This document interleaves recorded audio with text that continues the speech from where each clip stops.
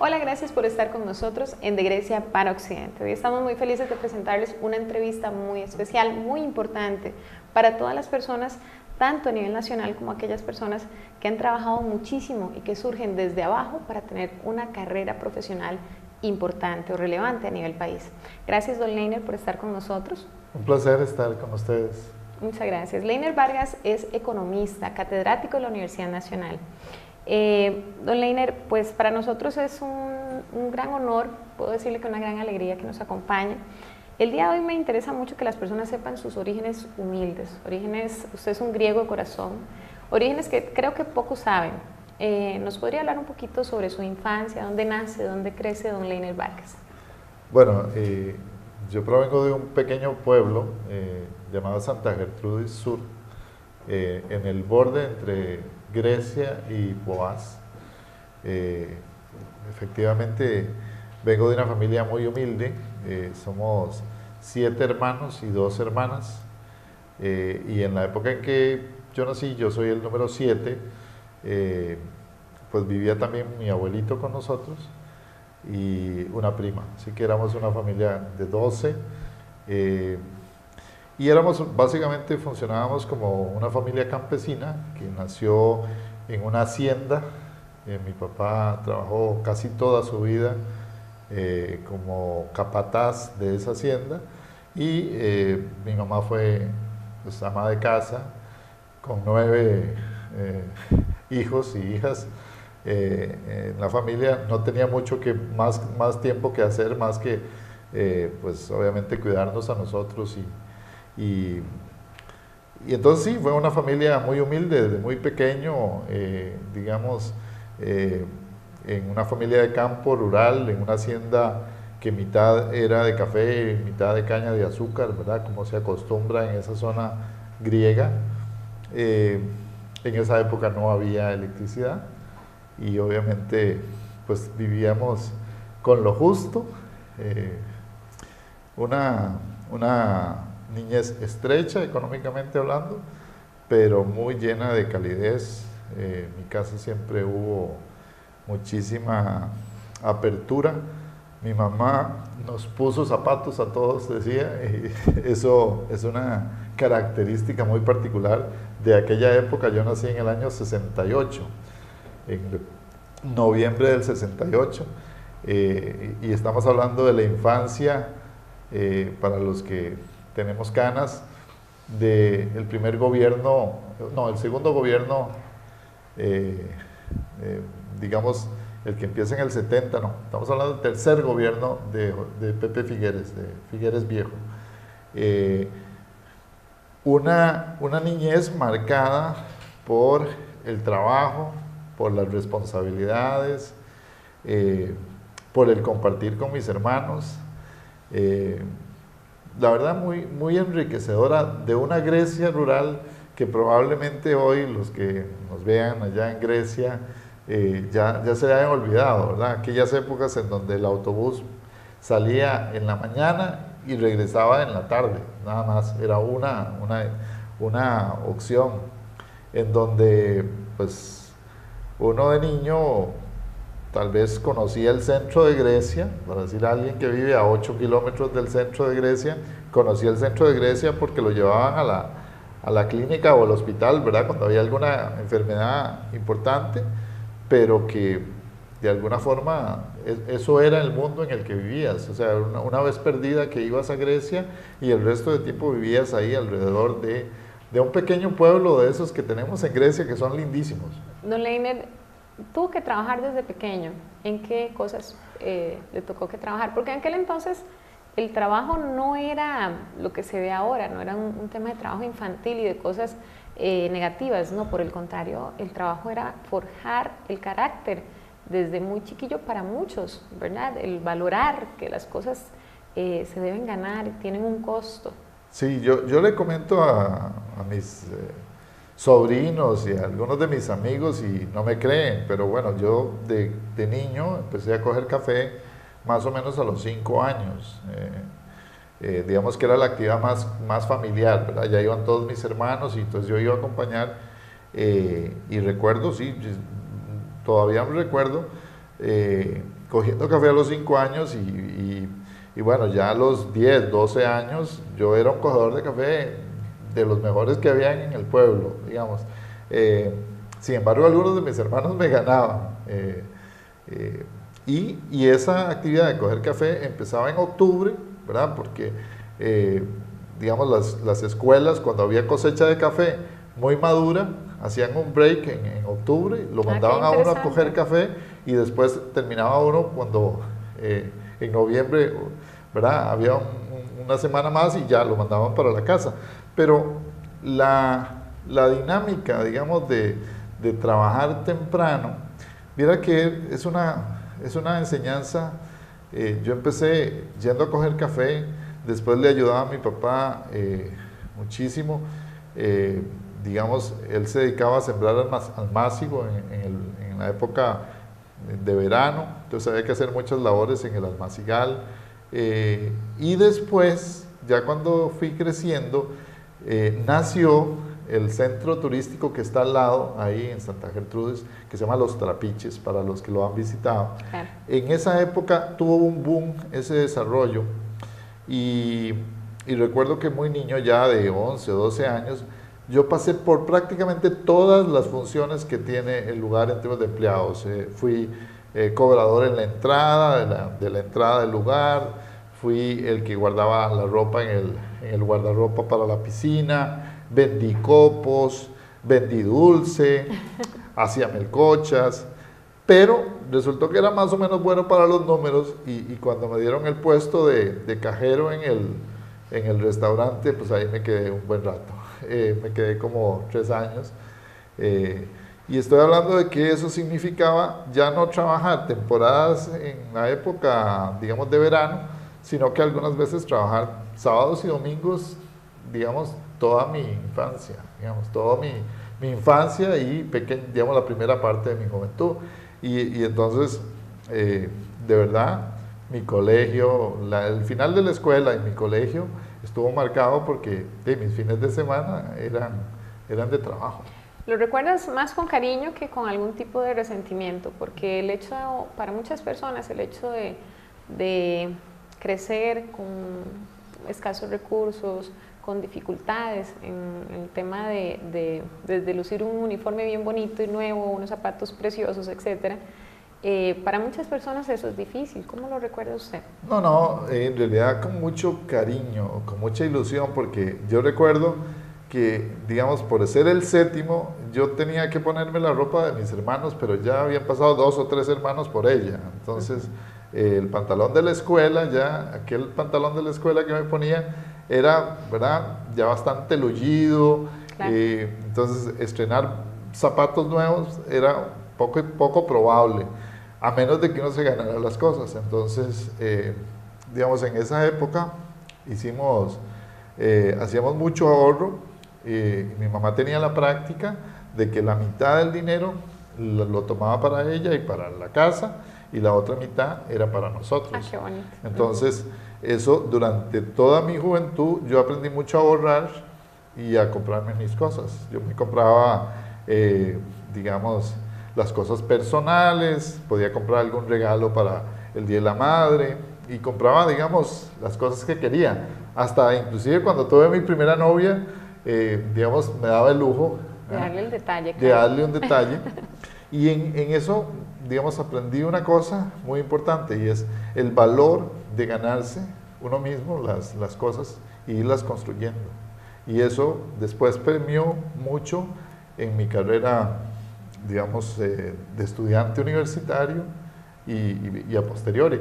Es decir, cuando las cosas vienen muy fácil, la verdad es que no se aprecian lo suficiente. Cuando cuestan, creo que los seres humanos somos más dados a apreciarlo. Entonces, ningún rencor, o sea, el hecho de que no venga de una cuna de dinero, o que no haya nacido en una familia que me pudiese, por ejemplo, haber dado el entrenamiento en inglés, ¿verdad?, desde niño, no fue una dificultad, porque de alguna manera me dio la fortaleza para retarme y hacerlo. Muy bien. ¿Cómo se llaman sus papás? Si están ya con nosotros, si ya no están. ¿Y cuáles son ¿cuál ha sido la herencia no material de ellos para con Leiner Vargas? ¿Qué hay positivo en Leiner Vargas de sus padres el día de hoy? Bueno, esa es una pregunta difícil porque yo soy muy sentimental, entonces espero no terminar llorando después de esa pregunta. Mis papás ya murieron los dos. Mi mamá se llamaba Emilce Alfaro Alfaro. Ella venía de una familia que sus abuelos y sus bisabuelos eran Alfaro Alfaro, y eso marcó mucho porque en realidad hasta su generación ella venía de una familia más o menos de dinero. Cuando nace la última generación, bueno, mi abuelito perdió buena parte de la fortuna y ella realmente tuvo que caer en una situación, no digamos que de pobreza extrema, pero sí de convertirse en una familia pobre.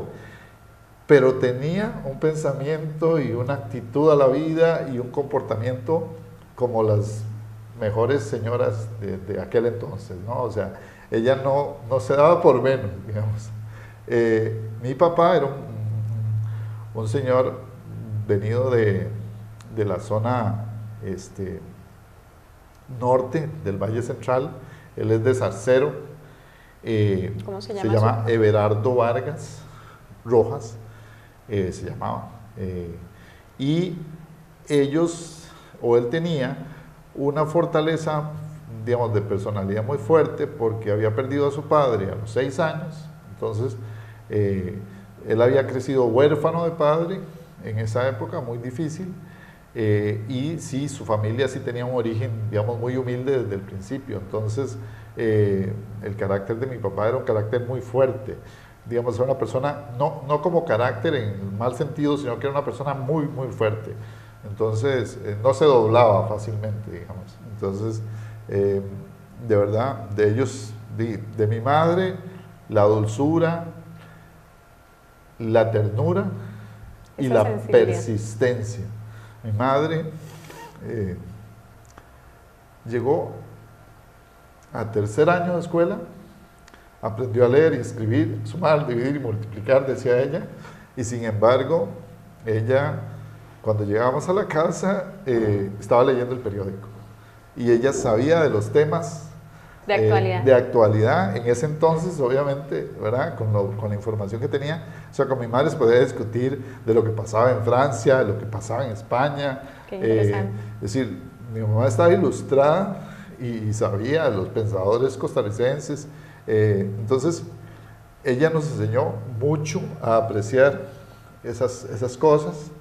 Era muy persistente. Si quería algo, lo lograba con el tiempo. Mi papá lo que era una persona muy, digamos, muy honrada. Yo recuerdo una vez que en esas experiencias de joven me regalaron una bola de fútbol en la casa, digamos, del patrón, para decirlo así. Yo llegué con la bola de fútbol y mi papá me preguntó, ¿y eso qué? Me la regalaron en la casa bueno, don Félix, decía yo, y me hizo devolverme a la casa con él a devolver la bola, porque él pensó que te la habías traído, que yo me la había robado, claro, que me la había traído, y bueno, eso marca muchísimo la personalidad. Mi papá fue siempre una persona muy querida. Sí, tu familia, yo lo sé, porque en Santa Cruz Sur su familia es muy querida del día de hoy. Sus papás fueron personas que generalmente, cuando se habla de ellos, se habla con mucho cariño. De ustedes como hijos y profesionales, de sus hermanas, también los quieren muchísimo. Santa Cruz Sur, puedo decir que fue en su momento un semillero de personas, de seres humanos y profesionales muy relevantes en Grecia. Me alegra mucho ver que se conmueve, porque eso muestra a ese ser humano que nosotros tratamos siempre de rescatar. Somos el lado humano de la televisión, entonces cuando esto pasa para nosotros, más allá de un amarillismo, cualquier tontería de estas es como de gran valor humano, si se puede decir así. Leiner, al día de hoy, por ejemplo, ¿cómo dice usted que fue Leiner como estudiante? ¿Siempre fuiste un niño y joven, adolescente, estudiante aplicado, perseverante, o más o menos? Porque uno lo ve a usted y uno siempre va a decir, no, él tiene que haber sido un gran estudiante. No, mira, yo tuve la ventaja de que tuve muchos hermanos antes que mí.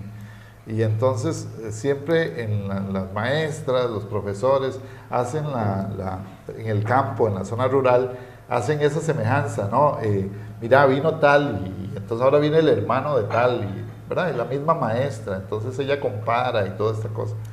Pero yo tenía la ventaja de que, como no había mucho que hacer, yo siempre hacía las tareas de mis hermanos. Es decir, yo desde 5 años que ya empecé, ¿verdad? Empecé a coger los lápices, a escribir y de repente pues venían las sumas y yo hacía las sumas y después, ¿verdad? Iba y con mis hermanos y nos divertíamos. Yo me divertía haciendo las cosas de mis hermanos. Y entonces recuerdo que cuando llegué a primero, porque antes el kinder no existía, sino que yo iba a primero, cuando llegué a primero la maestra de repente me decía, no, pero es que ya usted todo lo que yo hago, usted lo hace. Es más, usted está antes de...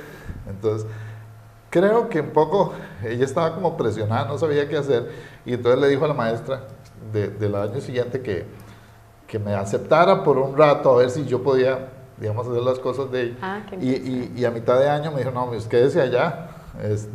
Entonces, yo me salté ese año. Entonces, después me pasó que era como el niño más pequeño en mi grupo, ¿verdad? ¿Pequeño en estatura? En estatura, ajá. Generalmente yo era muy delgado y entonces era un comportamiento, digamos, un poco más tímido, pero nunca tuve ningún problema. Y siempre recuerdo, en particular, digamos, siempre fui muy bueno para las matemáticas. Entonces, eso era lo que no me costaba. Entonces, yo me ganaba, digamos, los dulces explicándole matemática a mis compañeros. Y recuerdo que eso me ayudó mucho porque a lo largo de mi vida hice muy buenos amigos, digamos, en las relaciones de colegio, de escuela, porque yo siempre compartía mi cuaderno, los ejercicios que hacía. Entonces tenía como cierta, digamos, ahí tal vez empezó un poco el tema de ser profesor. Y no, nunca tuve dificultades. No me considero una persona más allá de lo normal, digamos, pero la escuela nunca fue un problema. Yo llegaba a la casa y todos mis hermanos estaban estudiando y obviamente había que aprovechar antes de que se apagara claro. el día, ¿verdad? Porque ajá, a las 6 de la tarde no ya no había luz. Correcto. Digamos, las noches eran totalmente distintas, ¿verdad? Era una experiencia más de historias y a las 7:30, 8 de la noche todos estábamos dormidos. Ya había que descansar. Pero no me considero, digamos, para nada una persona, básicamente, digamos, que sí ha sido muy persistente. Y en eso, digamos, creo que se basa, digamos, las metas que he alcanzado básicamente es por la persistencia como persona, más que inteligencia. Yo creo que la inteligencia o el cerebro humano uno lo va entrenando y si lo entrena bien, responde bien. Recuerdo cuando entrevisté a su hermano, Roy Vargas, siempre me dijo que lo admira muchísimo a usted. Roy Vargas siempre decía que el partido de fútbol tiene 2 tiempos. A veces perdiste el primero y fue automático, no fue, digamos, ni siquiera previsto por nadie, nada más perdiste el primer tiempo del partido, pero que el segundo sí podías tomarlo y tomarlo para ganar. Entonces, cuando él se refería a eso, se refería precisamente a veces las dificultades económicas con las que las personas nacen o dificultades de diversos tipos, ¿verdad? Me interesa mucho, Leiner, que nos resumas un poquito cómo logras ir a la universidad, qué sacrificios tuviste que pasar, sacrificios, no sé, de diversos, porque todos sabemos que la vida de estudiante es muy difícil. Sí, claro. Pero ¿cómo llegas a la universidad? ¿Cómo logras poco a poco ir sacando tu carrera? Y al día de hoy pues ya tienes toda una trayectoria profesional. Bueno, esa es una historia un poco distinta porque, como le contaba yo, me financié mi colegio trabajando. Entonces, buena parte, obviamente antes, en los años 70, principios de los 80, después de aquella crisis tan dura que tuvimos, yo no veía, digamos, la posibilidad ya en el año 84, estamos hablando que es el año en el que yo salgo del colegio, yo no veía, digamos, ninguna posibilidad de venir a la universidad. Pero hubo en aquella un concurso que se llamaba Antorcha, que era un concurso que hacía Canal 13, recuerdo, y que pues en esa época era muy conocido, porque lo que hacía era, pues, de alguna manera poner a competir colegios y grupos. Y a mí me tocó representar al colegio, al Liceo de Poás, que era donde yo he hecho la secundaria, digamos. Entonces me tocó en cuarto año ser el representante del colegio en una de las materias, creo que era estudios sociales y matemática, que siempre me gustaron los estudios sociales, a pesar de que tenía mucha fortaleza en las matemáticas. Y mi coordinadora, digamos, la profesora guía, entonces me dio muchísima dirección, y ella conocía que la Universidad Nacional en ese entonces tenía una beca que se llamaba Omar Denko, y entonces me hizo llenar un poco ahí, por compromiso yo lo hice, un formulario para solicitar una beca a la universidad. Yo después me enteré que ya habían mandado mis notas y una recomendación. Entonces, digamos, yo salí del colegio, me regresé a mi casa. Ese año recuerdo que estábamos terminando de coger café, era ya finales de enero, tercera semana de enero por ahí, y de repente me llega el oficial, el policía del pueblo, Ay, por Dios. Que por lo general en el pueblo, en Grecia, en esa época en los pueblos se acostumbraba que el policía le llevara a uno el fax o ¿verdad? Bueno, no siempre era de malas noticias, en aquel entonces no, era lo normal podía que ser, digamos, ¿verdad? Muy entonces bien. El policía llegó con una carta, digamos, con la carta que le habían entregado, que se acostumbraba, como no había dirección postal, que el policía la recibía, y como conocía a todo el mundo en el pueblo, entonces, bueno, es la primera vez que me llegó una carta, y llegó una carta de la Universidad Nacional que decía, recuerdo, usted ha ganado una beca y tiene que venir a Heredia en tal fecha, era una semana después, una cosa así, tiene que venir, presentarse para que lo reciban, ¿verdad? Y bueno, esa fue la noticia sobre la cual yo puse un pie en Heredia por primera vez, que por cierto me perdí en el centro de Heredia, porque me dijeron que me bajara en el parque de Heredia y tomara 600 metros, y bueno, yo me bajé en el Parque Los Ángeles y no encontré, el primer día no encontré la universidad, así que esa historia de perderme en Heredia, y eso que Heredia en aquel entonces era una ciudad bastante más pequeña, pero sí, fue una oportunidad básicamente producto de esa labor hoy de la Universidad Nacional, que es muy conocida, en aquel entonces era menos. Y yo recuerdo que llegué a mi casa con el papel y le dije a mi mamá, me voy para Heredia a estudiar, y mi papá me decía, no, es mentira, déjalo, le decía a mi papá, eso es mentira, o sea, lo que no quiere es ir a trabajar, ¿verdad? Porque el siguiente día o la siguiente semana yo iba a cortar caña, que era lo que me tocaba, ¿verdad? Si no había mucho más que hacer en aquel entonces. Y no, finalmente vine. Recuerdo que le pedí a mi hermano que me ayudara, que me acompañara a La Juela para tomar el bus de Heredia, y me vine para Heredia. Y efectivamente a partir de ahí, digamos, fue una experiencia muy distinta. Yo iba a cumplir 16 años porque era muy chico cuando entré a la Universidad Nacional. Estudié 5 años la carrera de Economía, y terminando la carrera de Economía me sucedió algo muy parecido, solo que ya en aquel entonces ya era, digamos, un muchacho más más maduro, pero iba a cumplir, no sé, yo tenía entre 20, iba a cumplir 21 años. Y me pareció una oportunidad después de sacar mi bachillerato y ya estaba terminando mi tesis de licenciatura, ya la había entregado, etcétera, y me pareció una oportunidad de una fundación norteamericana que estaba dando becas para formar economistas jóvenes en la región. Y también fue como una especie de milagro, ¿verdad? Porque ya yo estaba como empacando maletas para ver en qué banco o en qué lugar me metí a trabajar, aunque sea medio tiempo. Claro.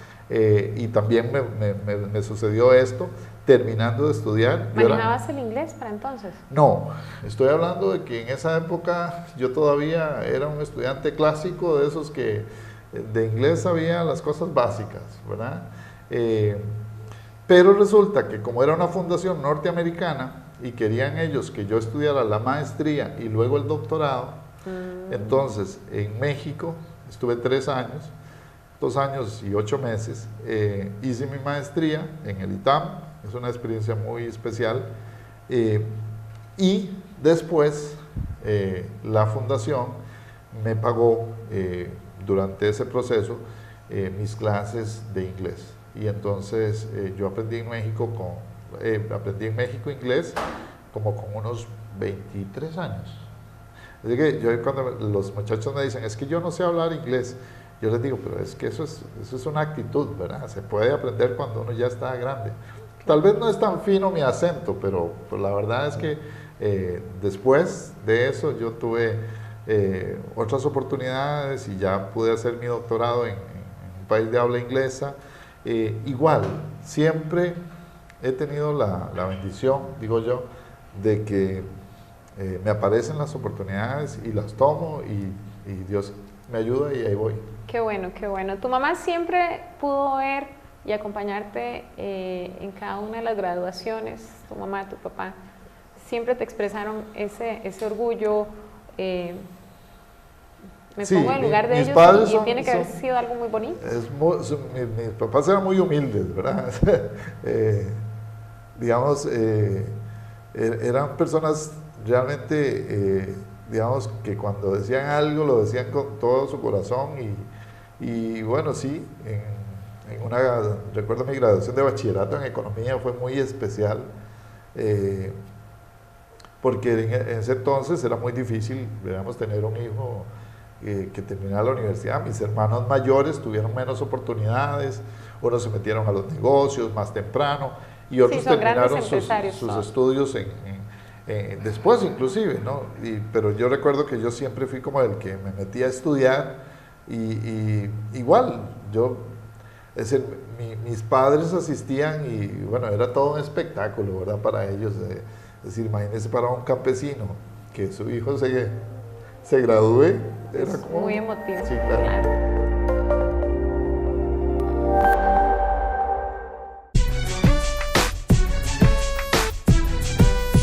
Autocars, taller de enderezado y pintura. Nos ubicamos en Santa Gertrudis Sur, calle Guayabal, entrando 300 metros. Allí puede ver nuestro rótulo y nos puede llamar. Tramitamos con el INSS. Somos Autocars, enderezado y pintura. Estética Canina Balasca. Con más de 15 años de experiencia, le ofrece muchos servicios para su mascota. Aparte su cita al 8835-2235 y con mucho gusto le atenderemos. Estética Canina Balasca. Más que una estética, somos un spa para su mascota.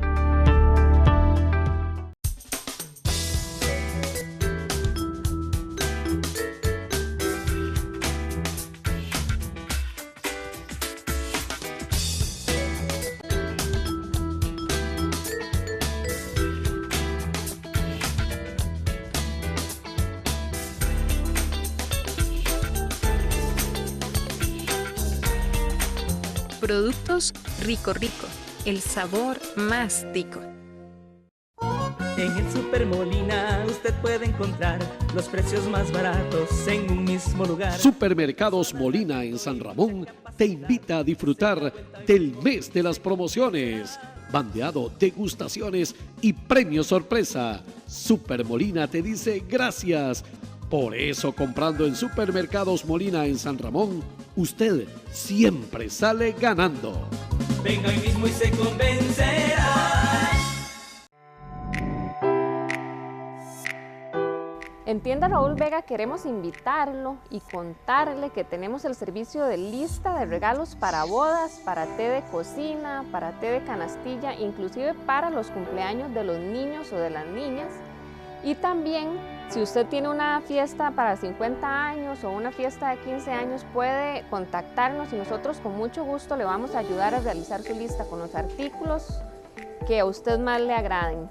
Esto pues facilita mucho a la hora de que el invitado a la actividad viene a adquirir el regalo, porque muchas veces pues visitamos el lugar, ¿verdad?, para comprar algo y pues no se nos ocurre qué le podrá gustar, qué le servirá o qué le gustará.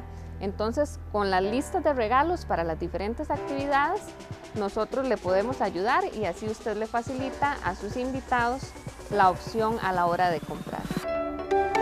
Tienda Raúl Vega es parte de su hogar.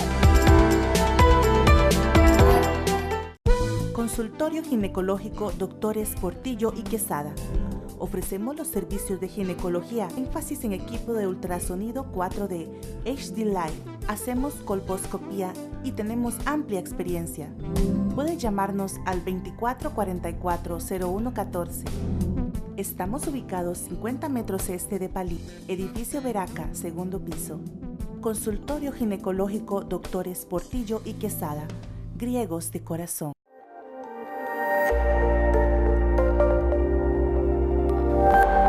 Bueno, Leiner, tenemos que ahora sí cambiar como un poquito el tema, ¿verdad? Vamos a dejar la parte humana de Leiner Vargas, el profesional, y vamos a hablar con el profesional. Hoy esperamos una cátedra, porque la situación país está un poquito complicada en este momento. Para nadie es un secreto que tenemos a dos candidatos presidenciales que tienen propuestas diferentes sobre el tema de déficit fiscal, por ejemplo.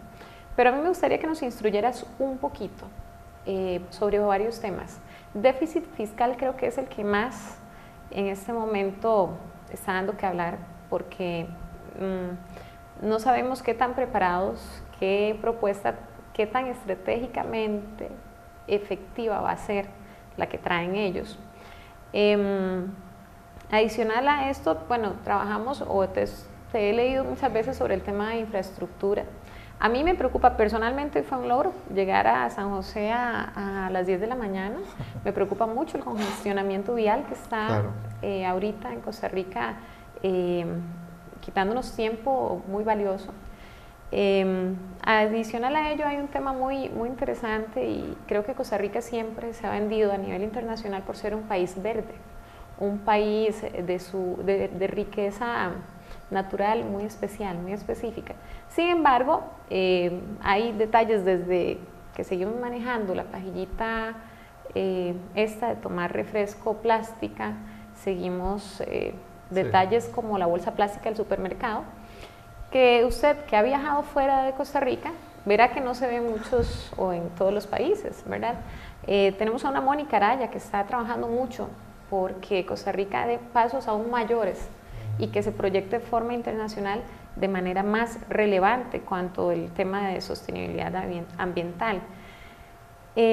No sé si nos puedes hacer como un pequeño resumen. ¿Qué sugerirías para los partidos actuales en todos estos temas? Bueno, en realidad, en primer lugar me gustaría decir que Costa Rica es una maravilla de país. O sea, yo he tenido la oportunidad de viajar, gracias a Dios, prácticamente por toda América Latina, Europa. En general, digamos, conozco y he trabajado en algunos países en donde los problemas y la dimensión de los problemas son mucho más grandes y más difíciles de resolver que los de Costa Rica. Nosotros tenemos esencialmente desafíos y tenemos una serie de situaciones que de alguna manera nos han hecho disminuir la capacidad como país de llegar a acuerdos y de tomar decisiones de Estado. pero en general yo diría que si uno tiene que hacer el recuento de lo que pasó en el siglo XX, Costa Rica es un país exitoso. Y sigue siendo un país exitoso a pesar de las trabas y las zancadillas y los problemas de los últimos años, de los avatares, que de alguna manera marcan la agenda pendiente. En materia fiscal, y yo lo he escrito en mis libros y lo he escrito en la prensa a través de mi columna, en materia fiscal el país tiene que retomar un nuevo acuerdo, pero ese acuerdo fiscal es un acuerdo también sobre el modelo de Estado. No se puede discutir en el vacío. Nosotros tenemos que tener un Estado más efectivo, más eficaz, que reaccione más de acuerdo a los requerimientos de los ciudadanos y menos en función de los intereses de los grupos de poder que están alrededor de él, incluyendo los empleados públicos en algunos casos.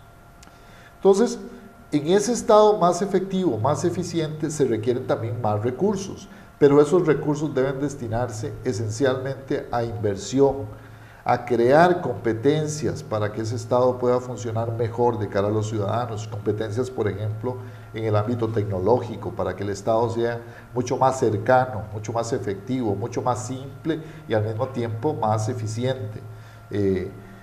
Entonces, en el mundo competitivo de hoy, la agenda de transformar eso requiere que hagamos un buen balance en lo fiscal por el lado del gasto y por el lado de los ingresos. Requiere un paquete fiscal, sí, yo sé que duele para los que tenemos que pagar impuestos aumentar nuestra cuota de impuestos al Estado. Pero yo he vivido en estados como el estado de Dinamarca o en algunas épocas en Noruega, he estado temporadas en España, en Brasil. En estas latitudes también hay pagos sustantivos de impuestos, pero hay estados capaces de darle al ciudadano servicios de calidad. Y ahí es donde yo creo que hay una deuda de ambas partes, de los ciudadanos, de volvernos de verdad comprometidos y pagar lo que tenemos que pagar, y las empresas en su componente, pero también del Estado, de ofertarle los servicios y las condiciones para que esas empresas puedan funcionar y hacer valor y desarrollarse. Claro. Y en esto, ese es un compromiso que no podemos olvidar, porque no es solamente pasar una reforma fiscal, una reforma tributaria o una reforma, digamos, del lado del gasto y olvidarnos y dejar el Estado tal cual. No, el Estado tiene que ser capaz de reformarse en función de los servicios del ciudadano. Y bueno, y eso va desde el Estado local, ¿verdad?, la municipalidad, hasta el Estado central y sus instituciones, ¿verdad? Entonces ese es un tema que a mí me parece que lo más importante es que la agenda país y la discusión que se dé ahora no sea una discusión nada más de coyuntura, ¿verdad?, de posiciones, porque yo me voy a poner de este lado porque me conviene políticamente de este lado o de aquel, no. O de un voto religioso también, por ejemplo. Sí, estas cosas, digamos, y te digo con toda tranquilidad, sí, yo creo que son elementos de la coyuntura, más posiciones oportunistas que de verdad que estén arraigadas en la realidad del costarricense. Yo soy en esto, digamos, muy abierto, he vivido en sociedades que ya superaron esa discusión, por ejemplo, la discusión de los derechos de tercera generación, que se habla sobre la posibilidad de tener decisiones personales más amplias, digamos, o derechos personales más amplios.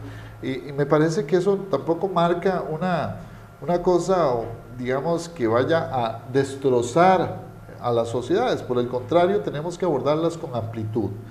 Pero también creo que esa no es la agenda sustantiva. Esa es una agenda que esconde la verdadera agenda.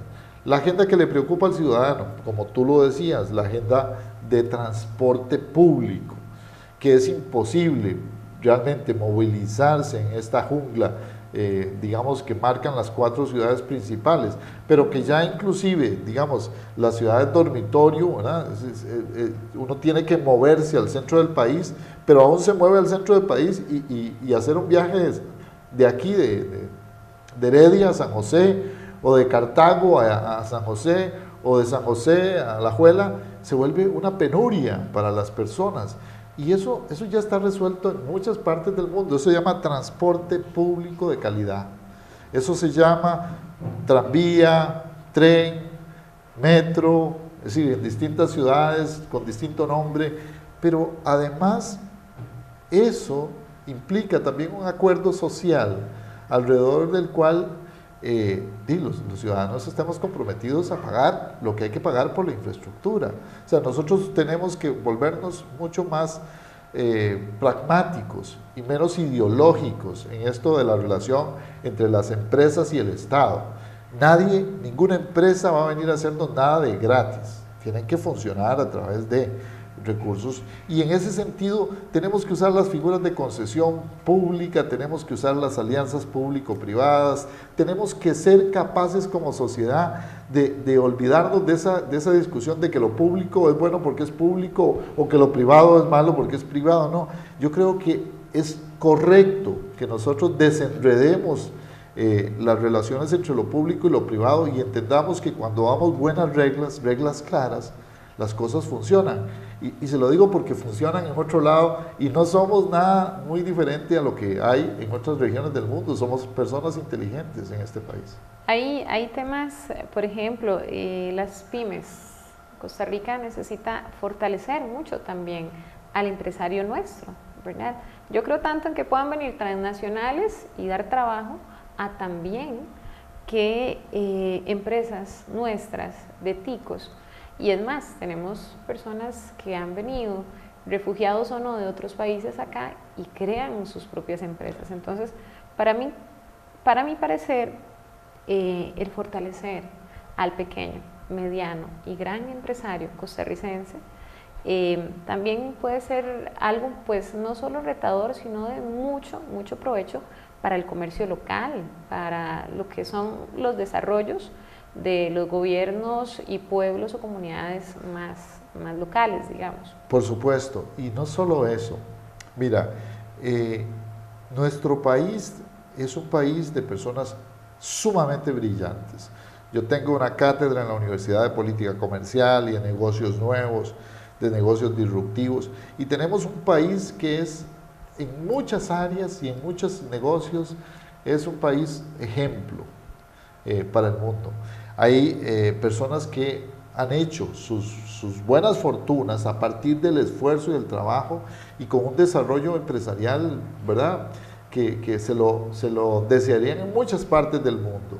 Nuestro recurso humano es valiosísimo, es muy capaz, es muy competente. Yo cuando me monto en un avión siempre paso conversando porque ahí va gerentes, directores, supervisores de nuestro país hacia el mundo.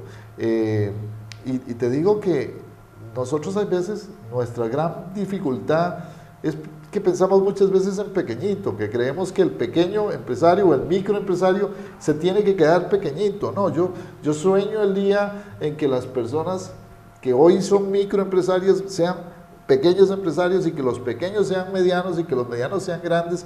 Y qué bueno, ese desarrollo hay que fomentarlo porque la riqueza de hoy la genera el sector empresarial y todo el ecosistema empresarial. No hay que discriminar entre el pequeño, entre el mediano y el grande. Hay que interrelacionarlos, hay que ajustarlos, hay que integrarlos. Hay cosas como la banca de desarrollo que lamentablemente nosotros por muchos años desperdiciamos ese potencial y hoy está en boga y hay que usarla, pero usarla con inteligencia, fortaleciendo los encadenamientos, dándole a la gente la oportunidad de pensar en grande.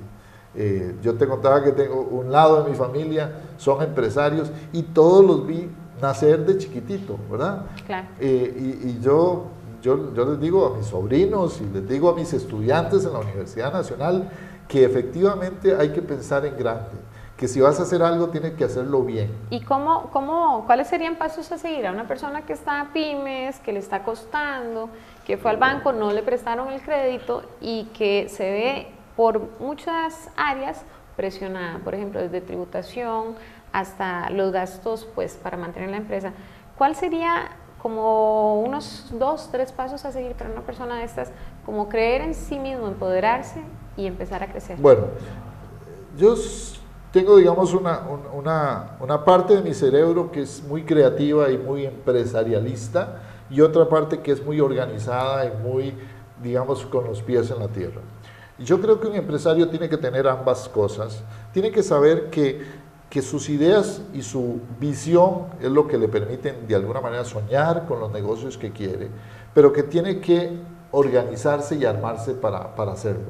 Hay que quemar las etapas. Para uno poder jugar en primera división tiene que jugar en segunda antes. Es decir, es siempre bueno entrenarse antes de hacer un ejercicio en grande. Y en ese sentido, yo siempre les digo, cuando asesoro a empresarios o cuando doy una charla, miren, haga bien lo que hace en chiquito. Y si ya lo aprendió a hacer bien en chiquito, empiece a crecer. Primero va a tener que gatear, después seguramente caminar y después correr. Pero el gran problema es que todos queremos correr antes de aprender a gatear y caminar. Y en ese sentido es importante que mire que yo soy el que hago esto y en la empresa yo hago esto, aquello, lo otro y yo soy todólogo. Ese aprender a ser todólogo en la empresa es lo que me permite después poder contratar y supervisar claro. bien el proceso. Ese crecimiento ordenado. Si voy a pedir un crédito, ¿será que yo tengo un buen proyecto? Lo he escrito, lo he desarrollado, he sido capaz, me he asesorado. Es que algunas veces cometemos errores por no preguntar en el momento adecuado las cosas. Yo siempre he dicho, el país tiene que darle la mano a los empresarios, a las personas, pero ese darle la mano también obliga a que el empresario se acerque y pida la colaboración, la ayuda, el soporte. Y sí hay oportunidades. Yo estoy trabajando con algunos temas de banca para el desarrollo en una de mis investigaciones. Hay enorme creatividad. En el sector turismo, por ejemplo, hay una cantidad impresionante de nuevos negocios y de oportunidades. Y uno ve esos empresarios de fuera que llegan y de repente son exitosos, ¿verdad? Bueno, también hay nacionales. Hay que soñar en grande, pero hay que trabajar cada día y planear las cosas para alcanzar esas metas. Esa es mi recomendación. Muy bien, es como proyectarse de alguna forma a lo que se quiere. Sí. También. Ahora, tú hablabas hace un ratito y lo dejamos pendiente en la agenda de la parte verde. Costa Rica es un país bellísimo, maravilloso. Nosotros tenemos 11 veces más tamaño de océano que de territorio, ¿verdad? O sea, somos 11 veces más si consideramos nuestros océanos o la parte que nos pertenece. Y bueno, tenemos un territorio pequeñito, decían algunos, pero de eso tenemos un territorio protegido de cerca de un 25%. Y de eso hemos estado usufructuando y viviendo por muchos años. Tenemos que cuidarlo, tenemos que protegerlo, tenemos que ser capaces como sociedad de no solo serlo, sino también parecerlo. Y en esto, cambiar nuestros hábitos hacia una sociedad que utilice inteligentemente la energía, el agua, los desechos, que sea capaz de comportarse con el ambiente de manera que nos respetemos, ¿verdad? Con el ecosistema. Claro. Y yo creo que lo podemos lograr.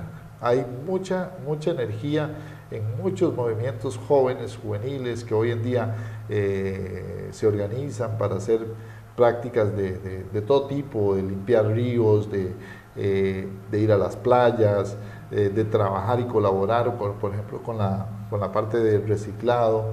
Yo creo mucho en eso y creo mucho en que nosotros como generación, digamos, tenemos esa responsabilidad de heredar esas buenas prácticas a nuestros hijos. Muy bien. Leiner, ya tenemos por tiempo. Pues yo me quedaría aquí un rato más, debo confesarlo, pero por tiempo pues debemos ir finalizando la entrevista.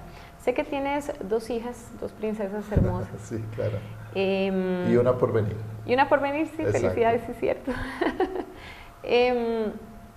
Ya en ese momento pues ya no podemos abarcar a Leiner Vargas, padre, esposo, etcétera. Pero sí me gustaría que aproveches la cámara en este momento para enviar un mensaje a Costa Rica. Un mensaje, ¿por qué? Porque la situación en la que estamos ahorita Me parece una situación que puede marcar un antes y un después para nosotros, ¿verdad? Para la nación, para Costa Rica como tal. Puede ser un mensaje pues objetivo, ¿verdad? Donde sí puedas tal vez enfocar uno, dos, tres temas rápidamente, donde las personas puedan reflexionar a la hora de ir a ejercer su voto. Y además que vayan a votar, Leiner, porque tuvimos un nivel de abstencionismo de voto importante, ¿verdad? Nosotros tenemos la democracia no solo más antigua, sino más madura de América Latina. Somos un país que tiene grandes logros en lo económico, en lo social, en lo ambiental. Tenemos una sociedad que de alguna manera tiene algunos desencuentros coyunturales, pero no podemos olvidar que nosotros somos la generación que tenemos que heredarle a nuestros hijos y a nuestros nietos una Costa Rica mejor. Y aunque la democracia alguna vez o algunas veces nos pone en caminos distintos, tenemos que ser capaces de coincidir. Dice por ahí una frase que es muy sabia, que es mucho más difícil coincidir que discernir. Es más fácil destruir a los demás que construir juntos. Nos toca un periodo duro, difícil como sociedad, en donde todos tenemos que construir juntos las soluciones. Y la tarea de ir a votar es parte de ese proceso de construcción. Yo y a mi familia, a mis hermanos, mi persona, voy a ir a poner mi voto. Por las personas, por el partido o el grupo político que considero más competente, de acuerdo a las cosas que creo yo deben hacerse. Y le pido a usted que haga lo mismo, que reflexione en esta campaña, que mire los debates, que se comprometa con el país, que no mire solo una parte de la agenda, que mire toda la agenda de lo que nos están proponiendo y que estemos seguros que el 2 de abril todos, de un color, de otro color político, tenemos que darnos la mano y construir juntos un mejor país para todos. Muy bien, muchas gracias. Leiner, ha sido un gran honor, un griego corazón que nos representa en la Universidad Nacional. Muchas gracias. Un placer. A ustedes en casa, pues, les agradecemos mucho el haber estado con nosotros. Siempre nos interesa llevar el lado humano de la televisión hasta usted, pero también que vayamos fomentando criterio, que pensemos muchas de las cosas que nos están pasando, que vamos más allá de lo que en pequeñitos nos muestran, de lo que se ve en medios de comunicación masivos, etcétera, que podamos ver más allá de lo que se nos quiere presentar. Gracias por haber estado con nosotros. Esto fue De Grecia para Occidente con don Leiner Vargas.